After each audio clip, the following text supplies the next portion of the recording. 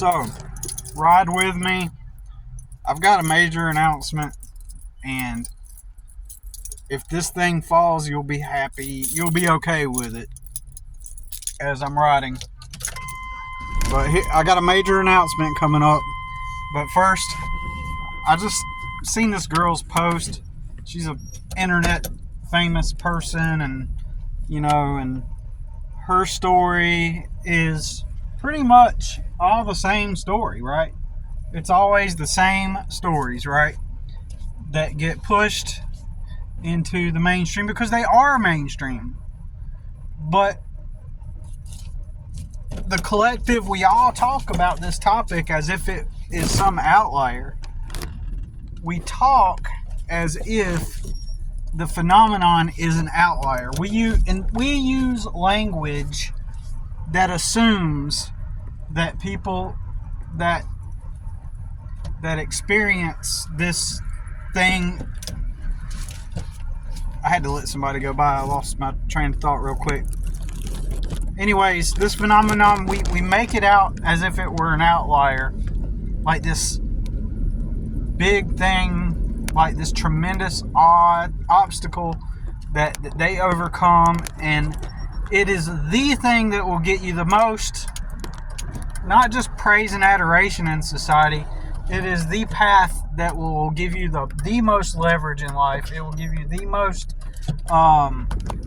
potential for success, and success in the sense that, like, you make enough money to live on, and you're good, and maybe even beyond that. And that thing is this: it's partying, and it's alcoholism, it's drug addiction and stuff. That is the thing that everybody kind of elevates to the surface. So this celebrity was talking about, she and her husband met at a party, and they were both recovering alcoholics, and then she goes on to tell her story that they got together and they got kids together, and as time went by, the addiction caught up again, and and now they're separated, but they still work together to raise their kids, and so, which is a good thing, right? I'm not knocking that at all. But it's the same. I used to do alcohol, or I used to do drugs, and I'm a recovering person.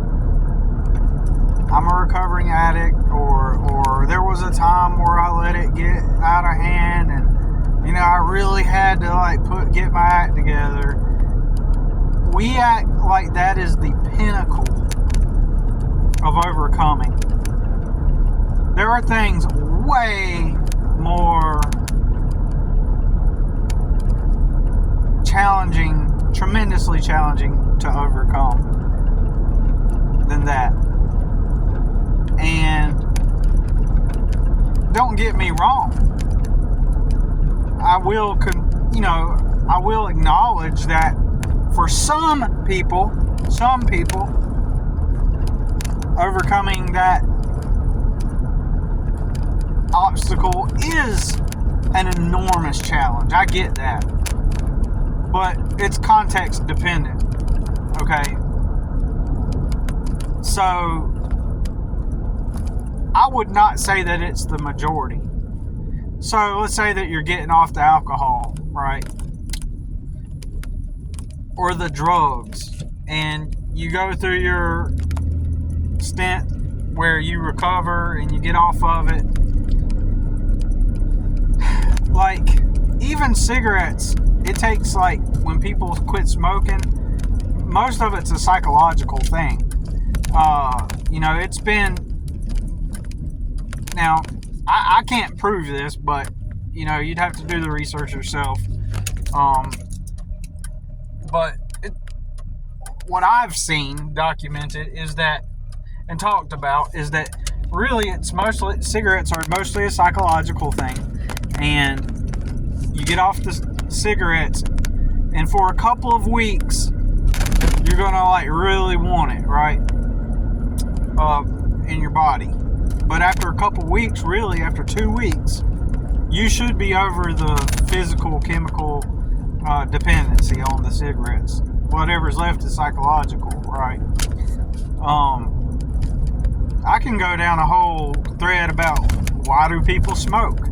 There is a video on YouTube. It's an Asian guy, I think, and he made it. This is years ago. It's still on YouTube, should be, where he says, "Why do we smoke?" And basically, he hits the nail on the head because we want to fit in. It's all about fitting in. And ironically, it's labeled as a rebellious act. It's rebellious, yet most people do it so that they can fit in, right? And to impress people, right? And that just doesn't vibe with me. And I've known this. I've pointed that out even before I've seen that video. It's all about impressing people. That's why you start. But everybody acts like they don't. On rare occasions, somebody will say, that's the reason why I started. Yeah, I wanted to impress people, right? I wanted to look cool. And being someone that never wanted to impress people, and I'm the rebellious one. Y'all, just because y'all smoked something or took some drugs, you're not rebellious, believe me. It's the people that don't take the drugs that are the rebellious ones. Because you're actually good. When you don't do drugs and you don't smoke and party, you're going against the grain, quite literally doing the opposite of what most everybody else does. That is, by definition, rebellion. Going against it. So anyways, so that goes back to my example of this lady, and everybody's just, I haven't even read the comments, but I'm pretty sure it's all about praising her, about, man, you've overcome such struggle, such odds. In my opinion, if you were one of the ones that didn't partake in that social ritual, that what would you call it, that social ritual, that rite of passage into normalcy and becoming just like everybody else, if you didn't take that path, you're an oddball and you're the rebellious one, right? So you think you're better than, when you start hearing people tell you that you think you're better than everybody else, that's when you know you've went against the grain. Because if you do the drugs and smoke the stuff or whatever you smoke, nobody's going to tell you think you're better than everybody else. Nobody is going to tell you that. I mean, that should tell you everything, right? Anyways, so in a minute, I'm going to make my announcement. But for a moment, I'm going to continue on this thread. So she's getting praise and adoration, and and she's going to be considered very courageous, and you look at almost any famous person, they all have the same story about how they got addicted to drugs and alcohol, but we all pretend like it's some far out outlier thing. I was with someone one time, and this has happened multiple times in my life, multiple times, where I'll meet a couple, and they're kind of grown up now, and they're kind of a little bit older. Some of them have kids, and I'll meet them for the first time. And anyways, I'm with this couple, and the wife says, I don't know why, it always has to come up too. Everybody has to bring it up. And when I say everybody has to bring it up, what I mean by that is everybody has to bring it up, the fact, and my bad about that engine sound, I didn't think about that as I was recording, but watch, if you've done drugs and alcohol and partied in the past, pretend like you haven't, and get her into social groups or start meeting people. Just pretend like you haven't. Pretend like you're naive to it, right? get around a couple or anybody, start meeting new people. Eventually, they have to bring it up. Do you know why? Here's the psychology to it.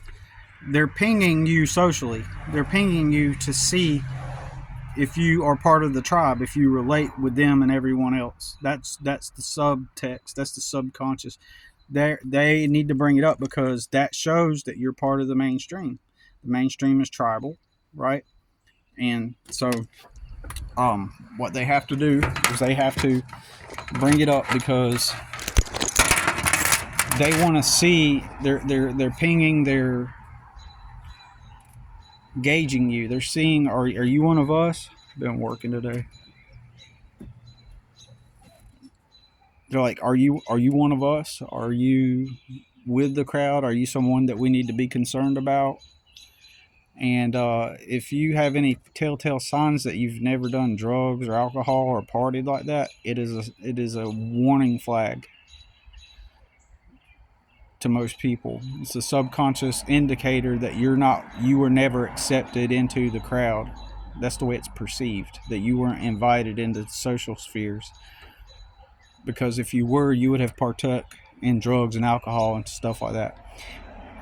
So, at this couple's house, and she goes, "Oh, yeah, I used to be a real big pothead." Happens a lot. The more and more you meet people, everyone will bring it up. And so many people will say, "Oh, I used to be a real big pothead." As if the majority of people didn't sit there and get high a lot when they were young and smoke weed. It's so common and so normal, but we still pretend like it's like this rebellious thing. We don't live in the 1960s. That was 60, 70 years ago, like a lifetime ago. Doing drugs and partying is not rebellious. So, anyways, but anyways, that is pushed into and if everybody just parties when they're young and goes through a party phase and all that stuff,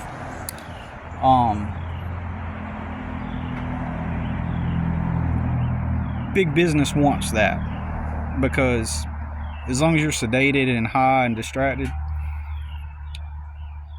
you're easily conditioned, you're easily pushed to conform, to be a conformist.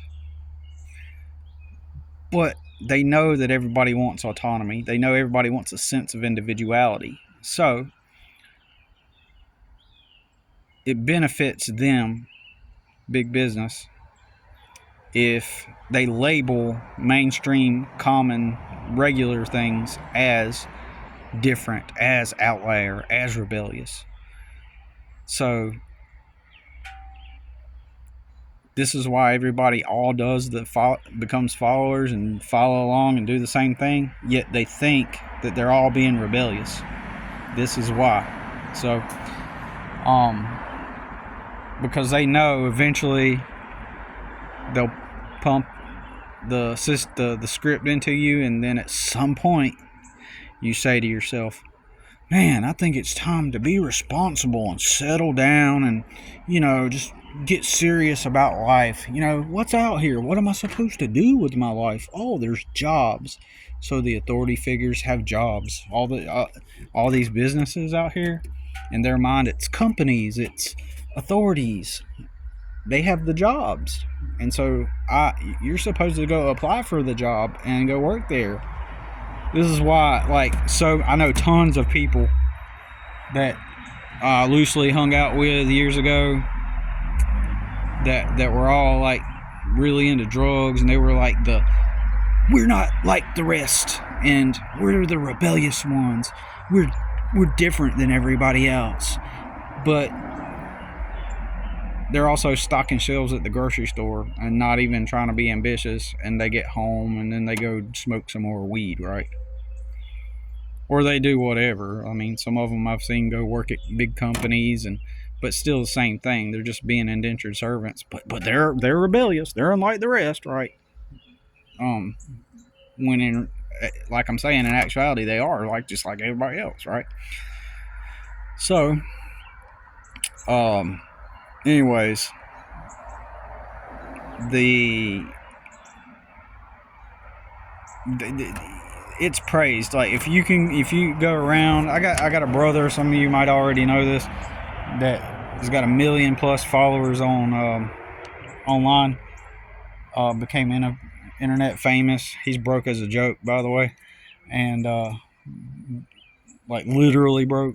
Like, but I'm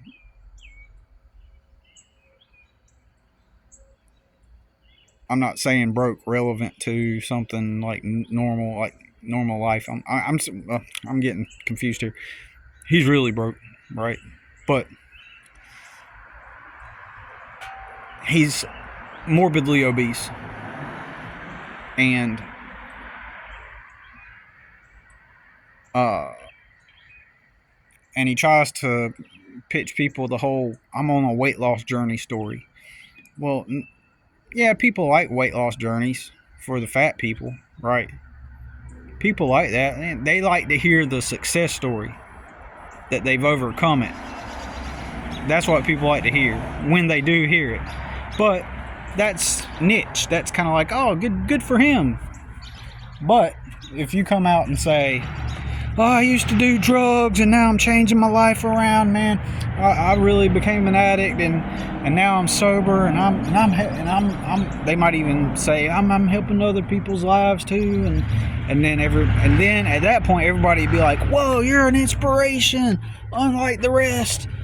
You know, I dealt with addiction, and my friend Joe dealt with addiction, and Jane dealt with addiction, and all these people dealt with addiction. And people might get mad at me because you're like saying like, man, who's this guy like dissing people that are trying to overcome addiction? I didn't say I was dissing them. I'm just saying that it's just mainstream. It's like in my opinion, it is an easy path to take drugs because you're being a follower by taking the drugs. You're embraced socially by everybody. You're embraced, cared about, acknowledged as one with everybody else. People love you while you're in it. And then if you ever decide to come off of it, oh, now you get applauded and, you know, get praised for it and accolades for being in the process of overcoming. And then after you overcome, you can say, yeah, I overcame, and everybody's just like lifting you up on a, you know, just, you know, like a person that jumped off a stage at a rock show, right? If you can say that you've overcome the drugs. So it's just so common. It's just the norm. But we all pretend like it's so sensationalized, like it's this great thing. But Billy, have you ever been an addict? You've never been on drugs and been an addict. You don't know what it's like. You know, well, oh well. I mean, hey, I've been a social reject. You know, at any stage, being a drug addict, you're always accepted. The moment you just while you're doing it, uh, oftentimes you're just deemed as a person that took the wrong path.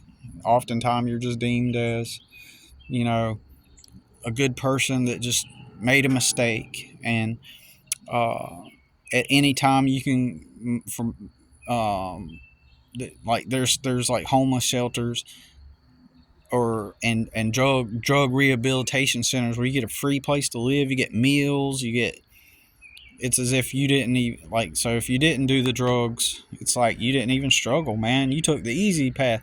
No, taking drugs is the easier path because there's always help. There's always people that love the story of overcoming as if you took the harder path. I'm not saying the physiological symptoms and the psychological symptoms of coming off of drugs aren't bad, but um I'm just saying that it's an easier path than taking an actual path of rebellion that actually goes against the grain when you don't do the drugs. People label you as no fun. You know, the irony is like you can have fun, you're content and happy. Like you could have fun if you're whole within yourself. You can go take a walk in the park and be happy, right? But if you don't take a substance outside of yourself, an external substance that makes you feel a certain way that doesn't come from within, then you are fun. When you're reliant on a chemical to have fun, then you are a fun person. But if you can just be content and have fun like hiking a mountain, then you're boring, right? If you're just content and so you go to work and you go and you enjoy reading books or writing or engaged in a hobby or craft, then you're boring. You know, you just don't know how to have fun. When you can just automatically be fun and have fun on your own without the need of external stimuli, then you're a boring person, right? Anyways, so I don't know. This is just mostly a blurb about it. But anyways, huge announcement is you know those I try not to spend anything on things I don't need. You know why? Because in the long term, I want to be able to have the things that I want and need. That's the only reason why I want to. I don't want to waste money. I want to spend it on things that are going to benefit me. You know, that's what I want. I want to benefit. I want to sacrifice now to be able to have everything I really want in the long term. So I'm willing to delay gratification, right?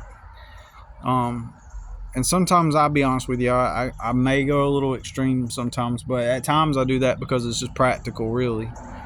For example, in my vehicle, I never have like a good camera angle when I'm driving. I never, phone's always slipping, and then sometimes I'm making a video like this in the past, you know, where I'm talking like this and I'm driving, you know. So, and it's like, why don't I just invest in a dang, you know, camera holder thing? At one point, long time ago, I did have something, and it was weird. It wasn't necessarily for the car, but it had a clip, and you're supposed to clip it onto something, and it had this like strong wire that you could bend and hook the phone to, but it wasn't. It was always like you always had to move it and adjust it, and then the phone would be too heavy and it'd kind of lean to the side, and you'd have to sit there and bounce it out and hope that it didn't lean over after you clamped it. I don't know what that thing was, but anyways, I ended up like tightening the clip too hard or something, and the plastic broke on it. So I mean, I guess I could still use it, but I have no idea where it's at. But anyways, with that said, my big announcement is I think I'm gonna finally invest in one of those clip things where you clip your phone onto the where you clip. I thought I heard somebody call my name. I thought anyways, I'm finally going to invest in like a phone clip thing, a phone holder for when you do videos, so when I'm in my truck and I'm driving, I can just look right, you know what I'm saying? Or when I'm inside and I'm sitting somewhere, I could just have it sitting up right there where I can just make a regular video instead of like putting my phone against the back of my truck window and on my toolbox where it doesn't really. There you go. Anyways, yeah, that's my big announcement. I should have done that a long time ago, but I don't know. I just delay that kind of stuff. You know, so far, I think this might be my best year yet, and so far, something's happening tomorrow that something is happening tomorrow where it could bring out my vicious side potentially, but usually in these situations I am stoic and I play it cool, and I just need to make sure that I don't go off the deep end. Usually I have a lot of self-control. There have been moments over the years, very rare moments, where I have like a bad day and I lose control. Very rare. For the most part, I'm stoic. I think through. I'm patient. I can take hard knocks. When people have attacked me in the past, I attack back ferociously. At times when people like say or do things, or or attempt to cross the boundary, sometimes you have to, depending on the circumstance, sometimes you have to let them nibble at your feet like tiny chihuahuas, until you can get through. But in other words, sometimes you have to let stupid people say stupid shit that's disrespectful at times, and sometimes you just have to bite your tongue depending on the circumstance. And but then look, in the movie Roadhouse with Patrick Swayze, there's a classic line where he says, you should look it up. He says, be nice. But what if they talk about my mama? What if they call my mama a whore?